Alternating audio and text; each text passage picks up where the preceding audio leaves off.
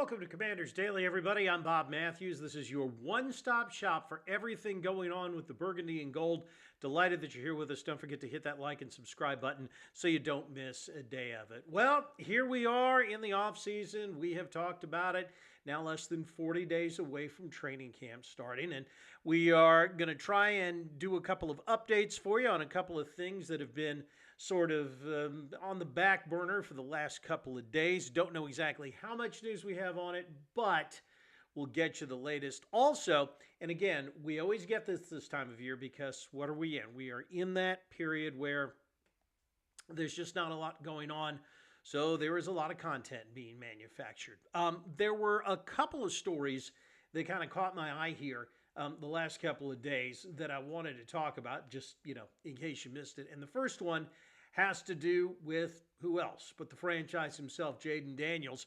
And as you see on the headline down there, Jaden Daniels is now officially an elite quarterback in the NFL. What I am talking about, of course, is PFF's preseason rankings. They have ranked all positions across the board and all 32 starters in each position, so you get a sense of what everybody has and where coming into the season. And when it comes to quarterbacks, they have Jaden Daniels ranked as the sixth best quarterback in the league. And I think he probably would have been higher, but for the fact that he was just a rookie last year. As a matter of fact, when you look at the company that he's in, it's pretty impressive, and it's actually what we've been saying about Jaden since about the middle of last year. So PFF's grades, excuse me, go like this. Patrick Mahomes, obviously, is ranked number one, and for good reason.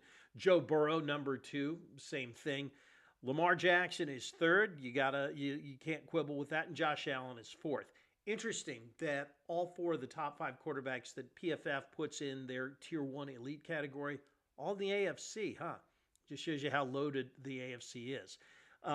Jaden comes in, Jalen Hurts of the Eagles comes in at number 5, and you really can't argue with that. I mean, the guy led his team to a Super Bowl last year. Also has an overall grade of 91.5 over the last 3 seasons.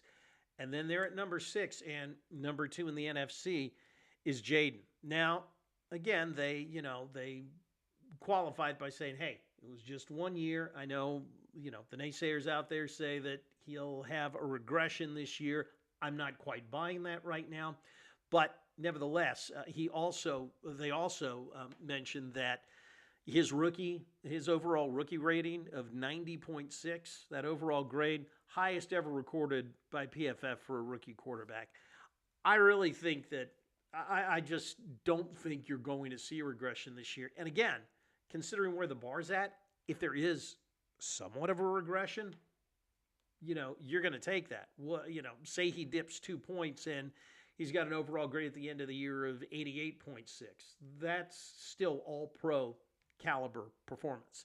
And that's what Jaden Daniels is right now. I think it's just a case of you got to start getting used to the fact that this Washington team is a contender now and is going to be a contender, year in and year out. The rest of the list, when you look after Jaden, Matt Stafford, number 7, Justin Herbert, number 8, and then, to round out the top 10, Jared Goff and Geno Smith.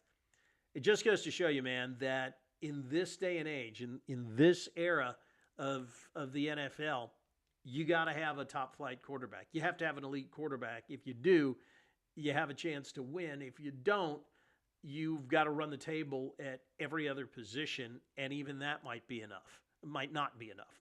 So I think that's very, very promising as we go into Jaden's year 2, his sophomore year. Sam Fortier had a really cool story in the Washington Post today, so I recommend you give Sam a read. He's absolutely fantastic. He's one of the best beat writers in the country as far as I'm concerned. He and Nikki Jabvala do a great job day in and day out with the Post.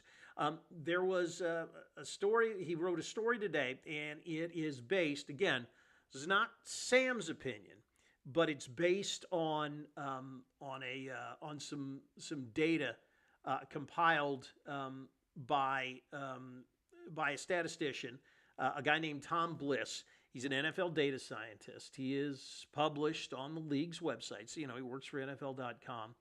And he talked about, it's called the luck dashboard.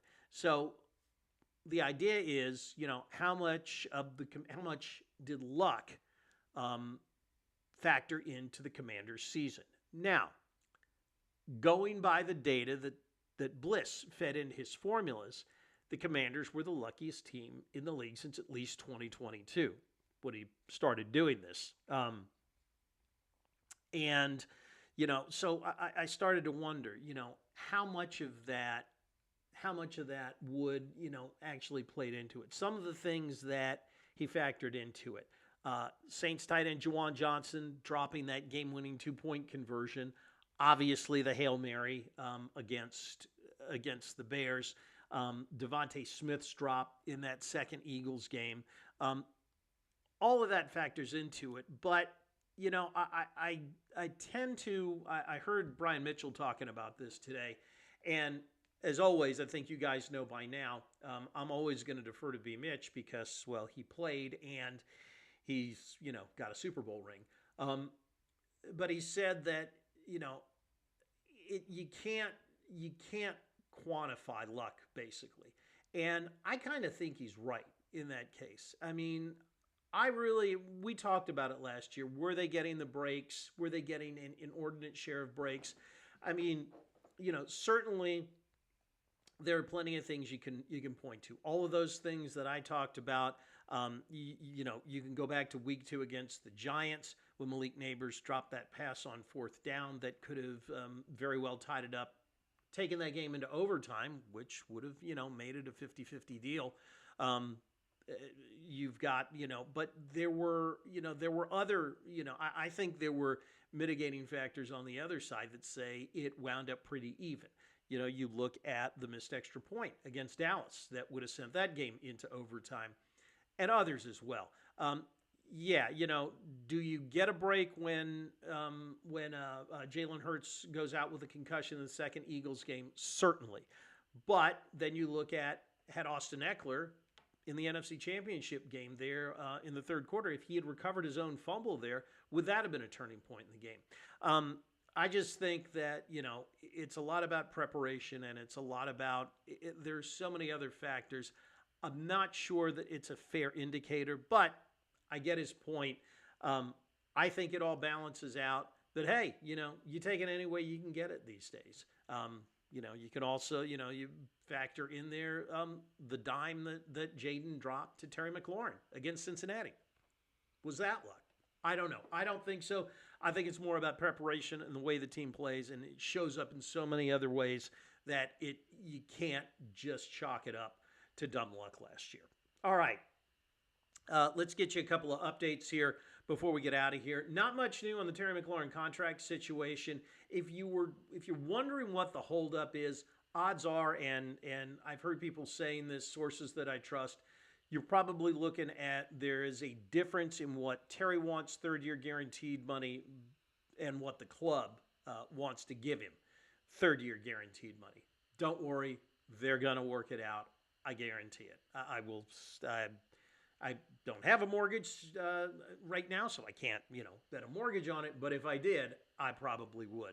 Also, Noah Brown, we haven't heard anything yet on his condition. Obviously, if we do before tomorrow, we'll post it in the comments for you. But right now, and it's not surprising that we haven't heard anything about Noah Brown now that everybody is, technically on vacation. There's really no reason for the club, unfortunately, to post an update about it. Didn't look good. We'll just have to see once we get an update, and when we do, again, if we get one before we go to air tomorrow, I will make sure to post it in the comments. All right, that's going to do it for us. Thank you again for watching. Again, don't forget to hit the like and subscribe button down below.